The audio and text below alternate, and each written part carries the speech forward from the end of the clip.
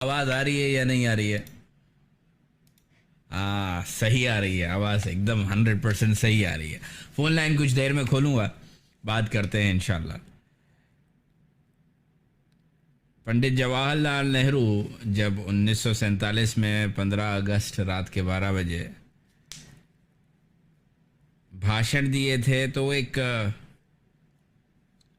आस, एक उम्मीद, एक होप, एक आशा नए आज़ाद भारत में छूत अछूत की जो सदियों से झेलती हुई प्रताड़ना थी, उससे आज़ादी और तमाम चीज़ों से आज़ादी जो कि आज तक नहीं मिली।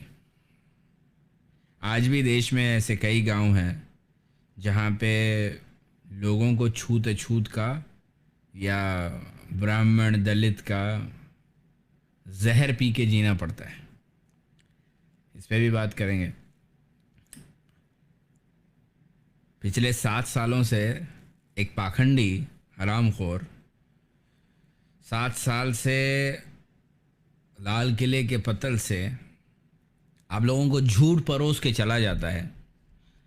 आप तमाम लोग झूठ देख लेते हैं, सुन लेते हैं, आस लगाते हैं कि चलो इस बार जो बोला शायद वो सच हो जाए। लेकिन आपको झूठ जो परोसा जाता है, अब आप लोगों को आदत हो गई होगी, मुझे लगता है आप में से कई ऐसे हैं जो झूठ सुन के झूठ की ज़िंदगी जीने की एक अजीब सी कोफ्त में चल रहे हैं, मोस्ट ऑफ़ यू। तो आप लोगों को आदत हो गई है। लेकिन एक बात बताओ, पिछले 7 सालों में जो ग़ुलामी नागरिकता के नाम पे दी जाती थी आप लोगों को, क्या वो ग़ुलामी आज ले दे के बॉम्बई मिठाई बोलते हैं, देखने में बड़ी सुंदर नज़र आती है, बड़ी टेस्टी नज़र आती है, लेकिन रियलिटी में जो है उसकी हकीकत कुछ और है। आज आप लोगों को पिछले 7 सालों में मानसिकता का ग़ुलाम बना दिया। नरेंद्र मोदी आपको मानसिकता की ग़ुलामी में इतनी तेज़ी से ढकेला है कि अगर आप चाहें कि आप इस मानसिकता की ग़ुलामी से बाहर निकलें, तो आपको सदियों निकल जाएंगी इस मानसिकता की ग़ुलामी से निकलने के लिए।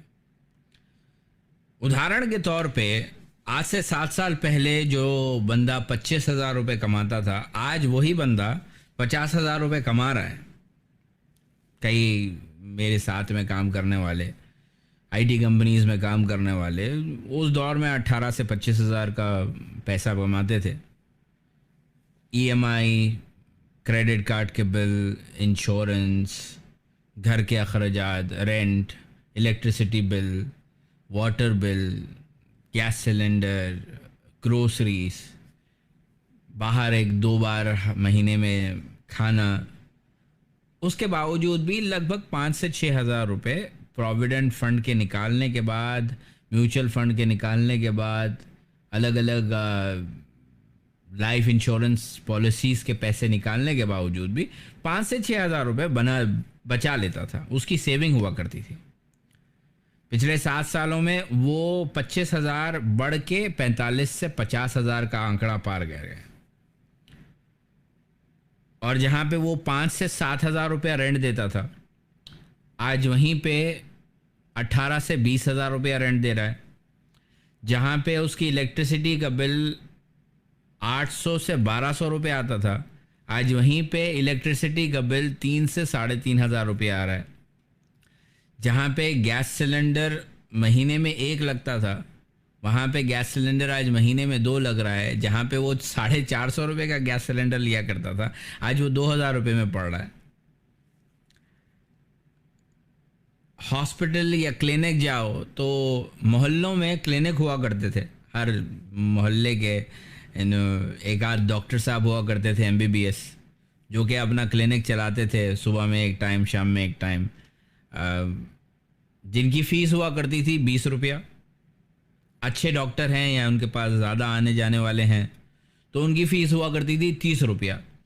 वो आपको चेक भी करते थे, आपको दवा भी देते थे और आपकी तबीयत बेहतर भी हो जाती थी। आपको बाहर से भी दवाइयाँ लिख के दे देते थे। आज वही डॉक्टर के पास अगर आप जाएंगे, मोहल्ले वाले डॉक्टर के पास आप जाएंगे, तो मोहल्ले वाला डॉक्टर आज आपको 200 से 300 रुपया फीस चार्ज करता है। आपको टेटनस का अगर इंजेक्शन लेना पड़ जाए, आपको ज़ख़म हो गया तो टेटनस का इंजेक्शन लेना पड़ जाए, जहाँ पे 12 रुपये से 15 रुपये में टेटनस का इंजेक्शन दिया जाता था, आज वही इंजेक्शन 150 रुपये में पड़ रहा है। जहाँ पे क्या बताऊँ, खैर गिनती बहुत है और गिनाऊंगा। बाल कटवाने के लिए जाते थे तो बाल जहाँ कटवाते थे नाई की दुकान पे, हजाम जिसको कहते हैं, तो नाई की दुकान पे 15 रुपये में बाल कट जाते थे। हैदराबाद की अगर मैं बात करूँ तो 15 रुपये में बाल कट जाते थे। आज वही नाई की दुकान में आपको 150 से 200 रुपये सिर्फ अपने बाल कटवाने के लिए देना पड़ रहा है। 80 से 120 रुपये अपनी दाढ़ी बनवाने के लिए देना पड़ रहा है। कई लोग अपने कपड़े इस्त्री नहीं करते, बाहर करवाते हैं। आज तो वो ट्रेंड नहीं रहा। आज के नौजवानों में वो इस्त्री करके, आयरन करके, प्रेस करके कपड़े पहनने का आज वो दौर नहीं रहा। प्रेस करके जाएंगे भी कहाँ? बेरोज़गारी इतनी है, चबूतरों पे तो बैठना है, नुक्कड़ों पे तो बैठना है, तो क्या प्रेस करेंगे? बहरहाल अगर आपको प्रेस करवाना है तो जहाँ पे 2 रुपये से 5 रुपये में इस्त्री करके देता था, हर सोसाइटी के कॉर्नर के पास एक बंदा होता था जो आपके कपड़े प्रेस करके देता था 5 रुपये में जोड़ी।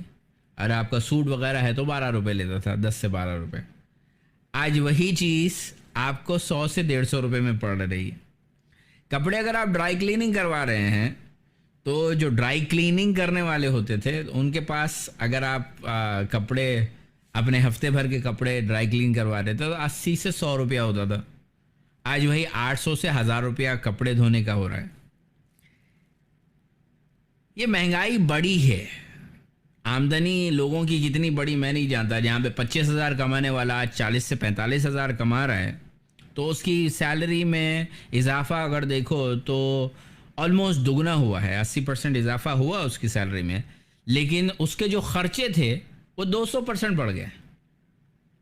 जहाँ पे वो 5 से 7,000 रुपये रेंट देता था, आज 18 से 20,000 रेंट दे रहा है, दुगने से भी ज़्यादा।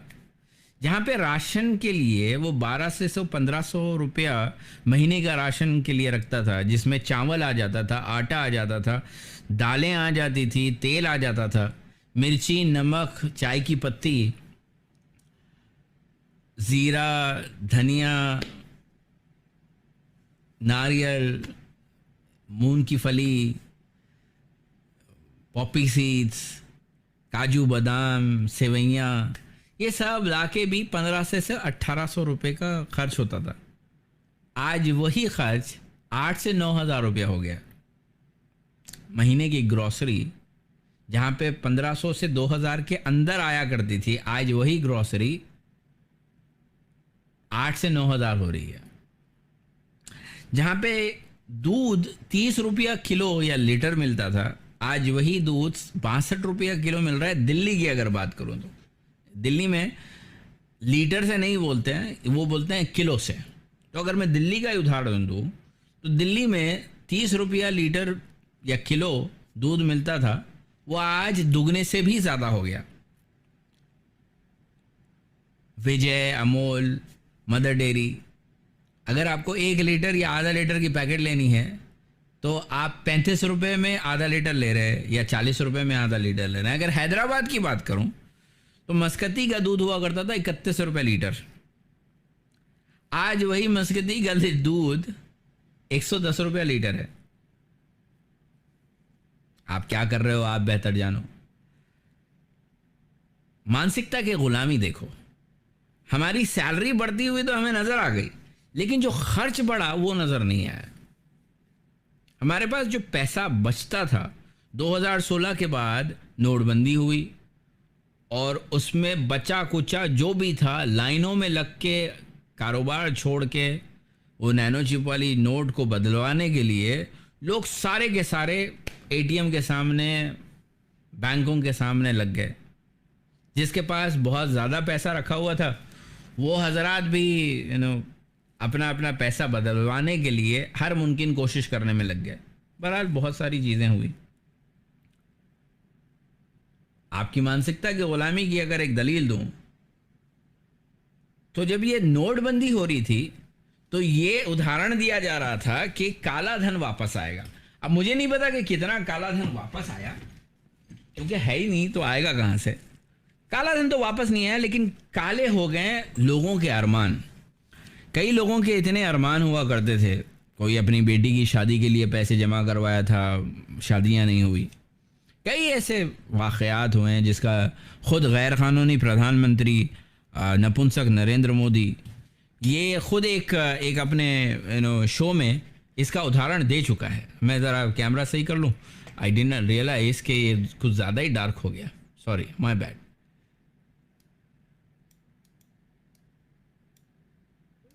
ओके, सॉरी, ये एक्चुअल में कभी कभी होता है मेरे साथ।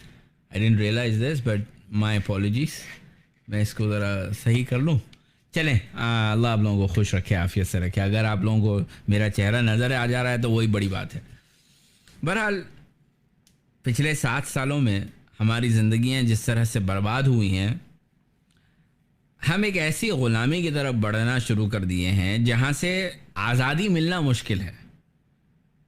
जब हम अंग्रेज़ों के ग़ुलाम थे तो स्वतंत्रता सेनानियाँ या फिर फ्रीडम फाइटर जिसको कहा जाता था, गांधी, नेहरू, सरदार पटेल, अबुल कलाम आज़ाद, अंबेडकर, इन लोगों ने लाठी भी खाई, गालियाँ भी खाई, लेकिन अपना जो लक्ष्य था वो नहीं छोड़ा। आज हमारे पास उदाहरण के तौर पे अगर राहुल गांधी का ट्विटर अकाउंट बंद किया जाता है तो राहुल गांधी के ट्विटर अकाउंट के बंद होने पे कांग्रेस की बहुत बड़ी जमात बाहर निकल के आती है सड़कों पे और प्रोटेस्ट करती है सरकार के खिलाफ इनके ट्विटर अकाउंट बंद करने के सिलसिले में। लेकिन जहाँ पे गैर बेरोज़गारी, जहाँ पे भुखमरी, जहाँ पे लोगों का मरना, ये जब तमाम चीज़ें हो रही थी तब ना कांग्रेस को नज़र आया, ना सपा को नज़र आया, ना बसपा को नज़र आया, ना टीआरएस को नज़र आया, ना टीडीपी को नज़र आया, ना वाईएसआर को नज़र आया। किसी को भी ये नज़र नहीं आया कि लोगों की जो हालत है वो बद से बदतर हुई, बदतर से बदतरीन दौर में चली गई। ना हमने इसको देखने की कोशिश की, ना हमारे रिप्रेजेंटेटिव जो हमें रिप्रेजेंट करते हैं पार्लियामेंट में, विधानसभा में, कॉरपोरेशन में, उनमें से किसी ने भी हमारी मदद करने की कोशिश नहीं की। ना एक आम आदमी की किसी नेता ने मदद की, ना आम आदमी की औकात रही कि किसी नेता से मदद ले सके। आज हम वो दलित से भी बदतर हो गए हैं, उस दौर के दलित से भी बदतर हो गए हैं जहाँ पे उसको मंदिर में घुसने नहीं दिया जाता था। उसका रास्ता अगर काट दे, किसी ब्राह्मण का कोई दलित रास्ता काट दे तो उसकी जान पे बंद आती थी। तो वो जो परछाई वाला सिस्टम था हमारे पास, आज उससे ज़्यादा बदतरीन दौर में हम गुजर रहे हैं। लेकिन मजाल हमारी मानसिकता की ग़ुलामी की मजाल देखो कि पिछले 9 महीने से, ऑलमोस्ट 9 महीने से किसान आंदोलन करते बैठे हैं 3 कानून वापस लेने का। ऑफर दिया गया था कि 1 साल से 1.5 साल के लिए इन कानूनों को नहीं लागू किया जाएगा। उसका भी अवधि जो थी वो लगभग आधी हो गई है। 8-9 महीने तो निकल गया, अगर 1.5 साल का भी हिसाब पकड़ लेके चलो तो और 9 महीने में वो कानून लागू होने की जो ऑफर दी गई थी सरकार द्वारा, गैर कानूनी सरकार द्वारा, तो वो ऑलमोस्ट आधी के ऊपर पहुंच गई है। राइट, ये कानून ना लागू किए गए ना हटाए गए।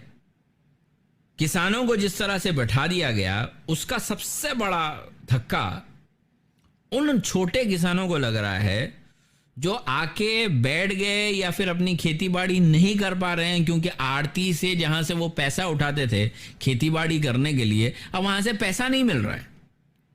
आप में से कितने लोग हैं ये जानते हैं, मैं नहीं जानता, लेकिन जो किसान हैं, जो छोटे किसान हैं, वो एपीएमसी मार्केट से पैसा लेते थे खेती बाड़ी शुरू करने के लिए।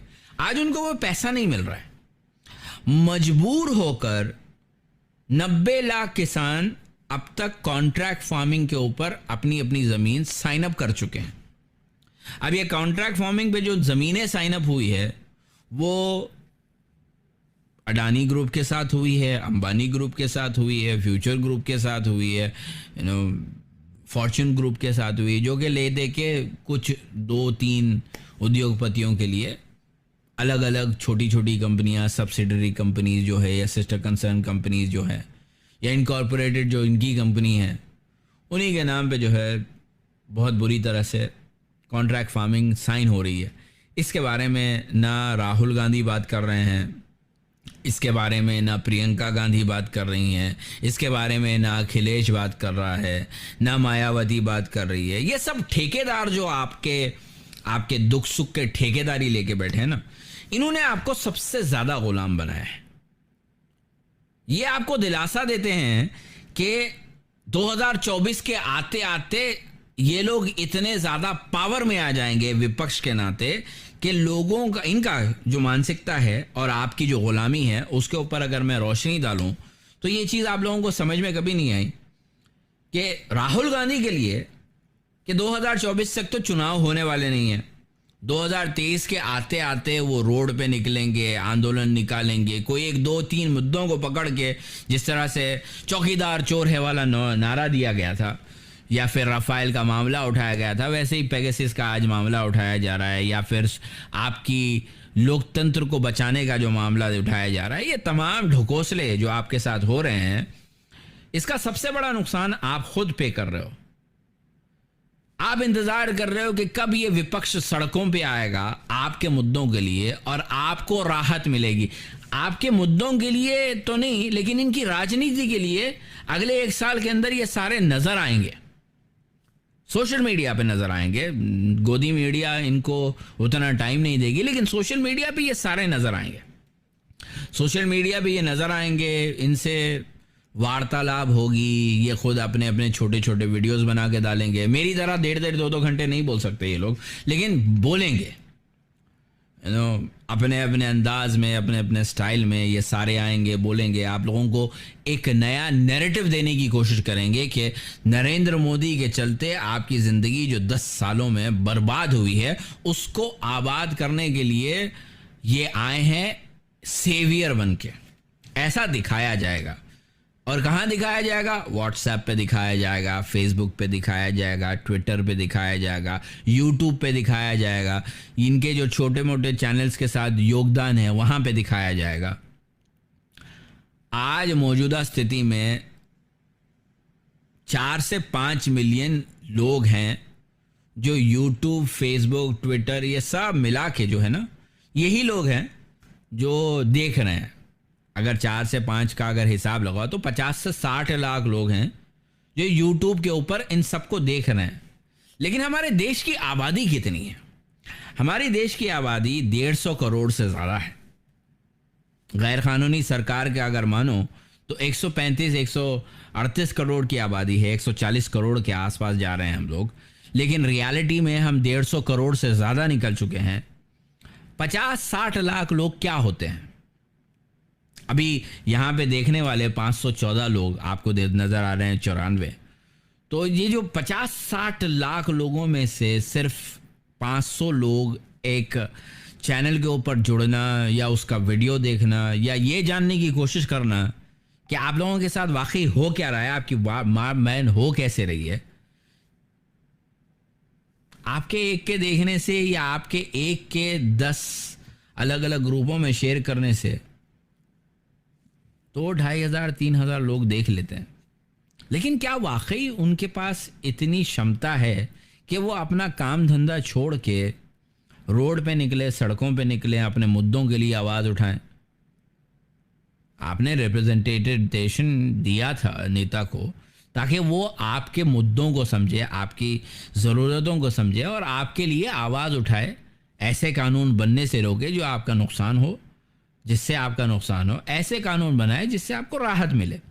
आज पिछले 7 सालों में, इनफैक्ट अगर इन 2 सालों की ही बात कर लूँ मैं, 2019 से 2021 के दौरान में नरेंद्र मोदी की गैर कानूनी सरकार ने बिना किसी बहस के 51 ऐसे कानून पास किए हैं जो आज आपको गुलामी की एक ऐसी जंजीर पिना दिए हैं जो दिखाई ही नहीं देती।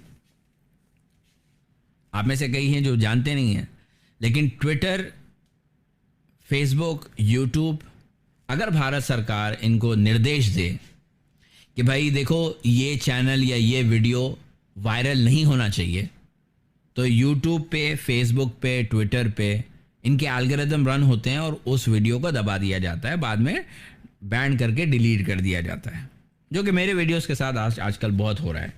इसका मुझे कोई गम नहीं है, ये मैं आज नहीं तो कल इसको मैं रीओपन करवा लूँगा, दैट्स नॉट अ प्रॉब्लम। लेकिन ये आप लोगों की बदकिस्मती नहीं है तो क्या है बताओ? आपकी बदकिस्मती ये है कि आप ना आपके पास आवाज़ है, ना आपकी कोई आवाज़ उठाने वाला है। आपकी कोई आवाज़ उठाने वाला नहीं है। लगभग 60 लाख लोग कोविड के वजह से मारे जा चुके हैं और इनका पुरसाने हाल कोई नहीं है। 4,09,000 एप्लीकेशंस मध्य प्रदेश से निकल के आई हैं, जहां पे मरने वालों के परिवार को 4 लाख देने की जो बात हुई थी, उसके चलते 4,09,000 एप्लीकेशन निकल के आई हैं लोगों की, जो ये कह रहे हैं कि उनके परिवार का व्यक्ति कोविड की वजह से मारा गया। लेकिन अगर आप आंकड़े देखें तो मध्य प्रदेश कहता है उनके पास नाम मात्र 8,000 लोग मरे हैं कोविड के चलते। अब ये 4,09,000 लोग जो निकल के आए हैं वो कहाँ थे? क्या वो मध्य प्रदेश के नहीं थे? क्या वो भारत के नहीं थे? मुझे नहीं पता। 14 अगस्त के दिन पेगासस की सुनवाई हुई। क्या हुआ इसका? आप में से कोई बताना चाहे तो फ़ोन लाइन खोल रहा हूँ, आप मेरे साथ जुड़ सकते हैं। अगर पेगासस से, जो कि बहुत बड़ा मुद्दा बना हुआ है सोशल मीडिया पे आज भी, या फिर अभिव्यक्ति की आज़ादी सोशल मीडिया पे आज मुद्दा बना हुआ है, आपको अभिव्यक्ति की आज़ादी दी जा रही है। आप चाहो तो इस नंबर पे जो नीचे दिया हुआ है 3212345075, इसके ऊपर कॉल कर सकते हैं, मुझसे संपर्क कर सकते हैं। अभिव्यक्ति की आज़ादी पूरी है। यहाँ पे अपना मुद्दा एकदम सटीक रखें, खुले में रखें, बिल खोल के बोलें, आपका कोई भी बाल बाका नहीं कर सकता। तो अगर आप चाहते हैं अपने मन की बात करना तो आप जुड़ सकते हैं, बात कर सकते हैं, कॉल कर सकते हैं। फ़ोन लाइन मैंने अभी खोली है। अगर आप में से कोई बात करना चाहे तो देयर इज़ नो कंपल्शन, आप चाहो तो बात करो, नहीं चाहो तो कुछ नहीं। बहरहाल ये है।